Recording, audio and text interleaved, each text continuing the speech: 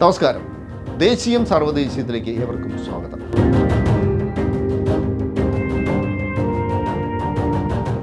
ഇന്ത്യക്കും പാകിസ്ഥാനും ഇടയിൽ വെടിനിർത്തൽ ഉണ്ടായെന്ന് പ്രഖ്യാപിക്കുന്നത് അമേരിക്ക.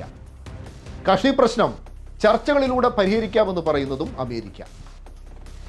കശ്മീർ ഇന്ത്യയുടെ ഒരു ആഭ്യന്തര പ്രശ്നമാണ്.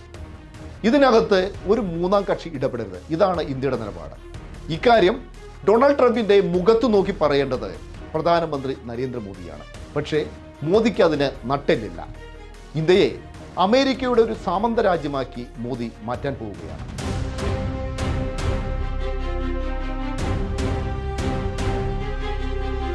ഈ ഓപ്പറേഷൻ സിന്ദൂറും പഹൽഗാമിന് ശേഷമുള്ള ഒരു നയതന്ത്ര ബന്ധങ്ങളും ഒക്കെ എടുത്ത് പരിശോധിച്ചാൽ നിർണായകമായ ഘട്ടത്തിൽ പാകിസ്ഥാൻ ഒരു അവിടെയും ഇവിടെയും ചേരാതെ നിൽക്കുന്ന, അഥവാ പാകിസ്ഥാനെയും ഇന്ത്യയും സമീകരിക്കുന്ന ഒരു നയം സ്വീകരിച്ചതായി കാണാം. അത് ഇന്ത്യ അമേരിക്കയോട് സ്വീകരിക്കുന്ന വളരെ പോസിറ്റീവായിട്ടുള്ള നയത്തിൽ നിന്ന് വ്യത്യസ്തമായ ഒന്നാണ്. കാരണം ഇന്ത്യയും പാകിസ്ഥാനെയും ഒരിക്കലും സമീകരിക്കാൻ സാധിക്കില്ല. വളരെ ഉത്തരവാദിത്വപ്പെട്ട ഒരു രാജ്യമാണ് ഇന്ത്യ.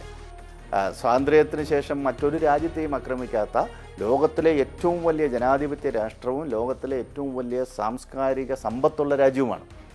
അങ്ങനെയുള്ള ഒരു രാജ്യത്തെ തകർന്നുകൊണ്ടിരിക്കുന്ന അല്ലെങ്കിൽ പരാജയപ്പെട്ട രാജ്യം എന്ന് വിവക്ഷിക്കപ്പെടുന്ന പാകിസ്ഥാനോട് സമീകരിക്കുന്ന അമേരിക്കൻ നയം അവരുടെ സാമ്രാജ്യത്വ നയത്തിൻ്റെ തുടർച്ചയാണ്. അപ്പോൾ അമേരിക്കയുമായിട്ടുണ്ടാക്കിയിട്ടുള്ള നവസൗഹൃദം പ്രയോഗത്തിൽ വന്നില്ല എന്ന് തന്നെയാണ് സാരം.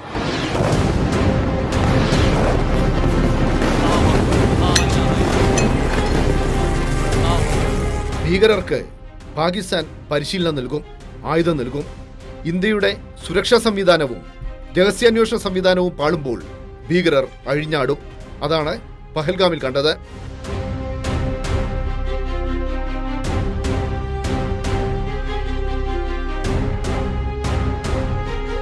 സൈന്യം തിരിച്ചടിച്ചു. പാകിസ്ഥാനിലെ ഭീകര കേന്ദ്രങ്ങൾ സൈന്യം തകർത്തു. പിന്നാലെ ഇന്ത്യക്കും പാകിസ്ഥാനും ഇടയിൽ രൂക്ഷമായ സംഘർഷം നടന്നു. യുദ്ധസമാനമായ സാഹചര്യമുണ്ടായി. മെയ് 10 വെടിനിർത്തൽ പ്രഖ്യാപിച്ചു. എന്നാൽ പ്രഖ്യാപനം ലോകത്തെ അറിയിച്ചത് ഇന്ത്യയോ പാകിസ്ഥാനോ അല്ല, US പ്രസിഡന്റ് ഡൊണാൾഡ് ട്രംപാണ്. ട്രംപിൻ്റെ ട്വീറ്റ് ആകെ പ്രശ്നഭരിതമായിരുന്നു. കാരണം India and Pakistan are two great nations എന്ന് അദ്ദേഹം പറയുകയുണ്ടായി.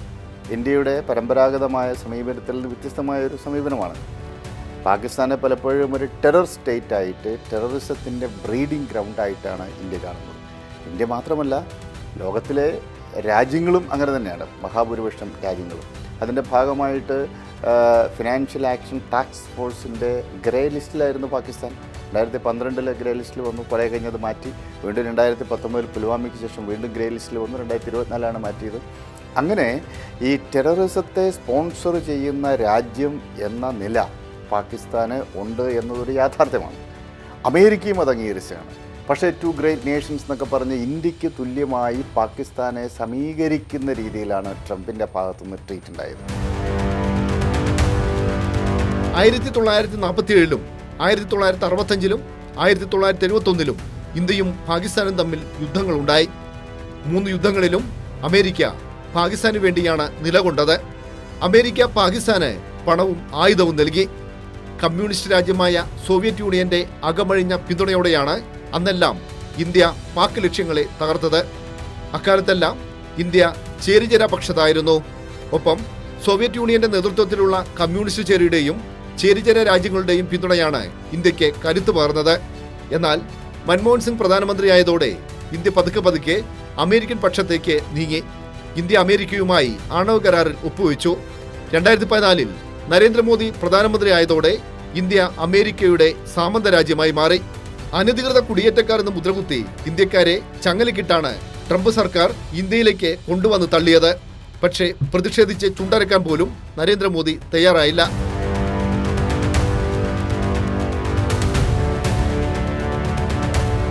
ലോകത്തെവിടെയായാലും ഭീകരവാദത്തിന്റെ അടിവേരുകൾ തേടിപ്പോയാൽ എത്തുന്നത് അമേരിക്കയിലാണ്. അമേരിക്ക ഏറ്റവും അധികം സാമ്പത്തിക സഹായം നൽകിയിരുന്ന രാജ്യങ്ങളിൽ ഒന്നായിരുന്നു പാകിസ്ഥാൻ. ആ പണം കൊണ്ട് പാകിസ്ഥാൻ ഭീകര സംഘടനകൾക്ക് ആയുധങ്ങളും പരിശീലനവും നൽകി.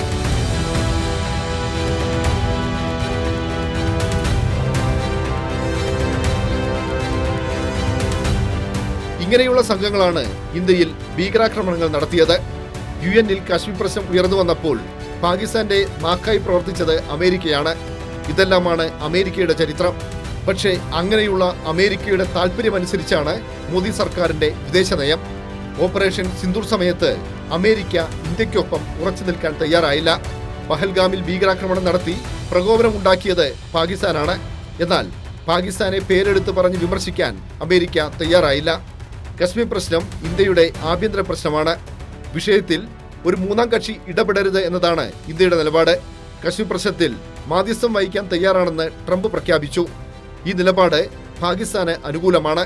ഭീകരവാദത്തിന് പാകിസ്ഥാൻ നൽകുന്ന പിന്തുണയാണ് അടിസ്ഥാന പ്രശ്നം. പക്ഷേ ഭീകരവാദത്തെക്കുറിച്ച് ട്രംപ് മൗനം പാലിച്ചു.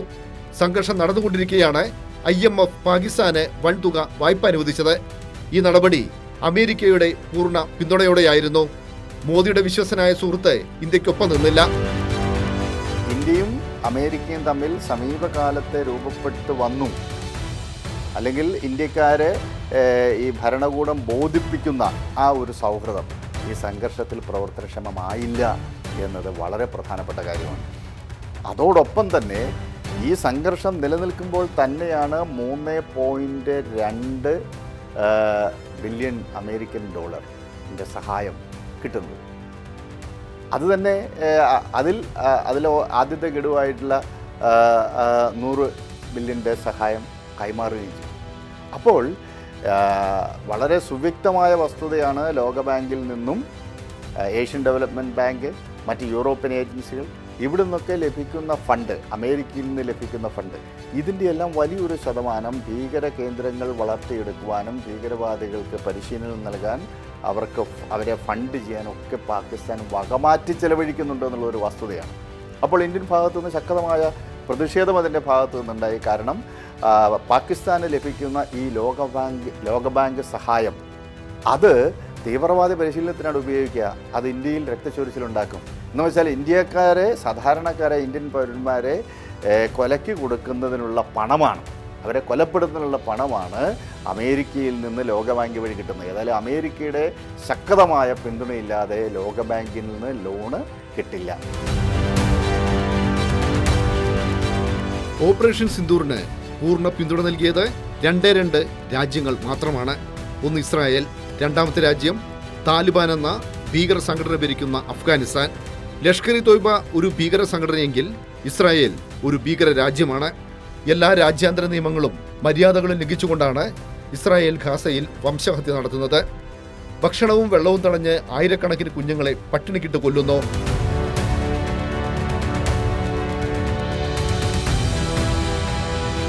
ഇങ്ങനെയെല്ലാമുള്ള ഒരു ഭീകര രാജ്യമായ ഇസ്രായേലിന്റെ പിന്തുണ ഗാന്ധിയുടെയും നെഹ്റുവിന്റെയും നാടായ ഇന്ത്യക്ക് അപമാനകരമാണ്. 2008 മുംബൈ ആക്രമണവും അതുപോലെ പുൽവാമ ആക്രമണമൊക്കെ ഉണ്ടായി കഴിഞ്ഞപ്പോൾ ലോകത്തിലെ പ്രധാനപ്പെട്ട രാജ്യങ്ങൾ, യൂറോപ്യൻ യൂണിയനും അമേരിക്കയും അടക്കം പാകിസ്ഥാനെ അപലപിക്കുകയുണ്ടായി.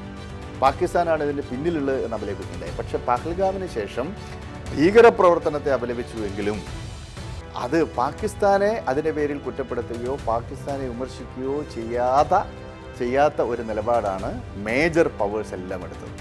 അത് യഥാർത്ഥത്തിൽ ഇന്ത്യൻ നയതന്ത്രത്തിന് ഒരു ചെറിയ പ്രതിരോധം സൃഷ്ടിച്ച കാര്യമാണ്. കാരണം റഷ്യ ആണെങ്കിലും അമേരിക്ക ആണെങ്കിലും പാകിസ്ഥാനാണ് അതിന് പിന്നിൽ എന്ന് പറഞ്ഞില്ല.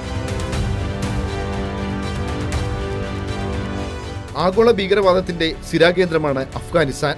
ഈ രാജ്യം ഇങ്ങനെ ആയിരുന്നില്ല. സോവിയറ്റ് യൂണിയന്റെ പിന്തുണയോടെ നജീബുള്ളയുടെ നേതൃത്വത്തിൽ ഒരു പുരോഗമന സർക്കാർ അഫ്ഗാനിസ്ഥാൻ ഭരിച്ചിരുന്നു. ആ സർക്കാരിനെ താഴെയിറക്കാൻ അമേരിക്ക പദ്ധതി തയ്യാറാക്കി. പാകിസ്ഥാനിൽ മുജാഹിദീൻ ഭീകര ക്യാമ്പുകൾ തുടങ്ങി. അവർക്ക് ആയുധവും പരിശീലനവും നൽകി. അവർ നജീബുള്ള സർക്കാരിനെതിരെ നിരന്തരം അക്രമങ്ങൾ നടത്തി.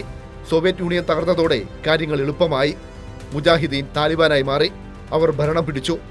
1999 ഡിസംബർ 24 ഇന്ത്യൻ എയർലൈൻസിന്റെ IC-814 വിമാനം ഭീകര സംഘടനയായ ഹിസ്ബുൾ മുജാഹിദീൻ റാഞ്ചി. അന്ന് താലിബാനാണ് അഫ്ഗാനിസ്ഥാൻ ഭരിച്ചിരുന്നത്.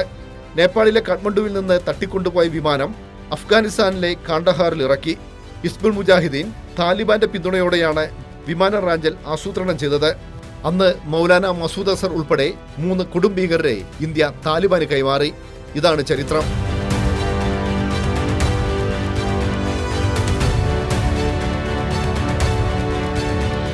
ഇത് ഭീകരപ്രവർത്തനമാണ്, ഭീകരപ്രവർത്തനത്തെ അപലപിച്ചു. അപ്പോൾ ശക്തമായി ഇന്ത്യക്ക് വേണ്ടി അത് പാകിസ്ഥാൻ തന്നെയാണ് എന്ന് പറഞ്ഞുകൊണ്ട് അത്ഭുതപ്പെടുത്തിയ ഒരു രാജ്യം തലിബാനാണ്. തലിബാൻ അഫ്ഗാനിസ്ഥാൻ മാത്രമാണ്, ഇസ്രായേലും പറഞ്ഞു. ഇസ്രായേലും അഫ്ഗാനിസ്ഥാനും മാത്രമാണ് പാകിസ്ഥാനാണ് ഇതിൻ്റെ പിന്നിൽ എന്ന് ഉറപ്പിച്ച് പറഞ്ഞത്.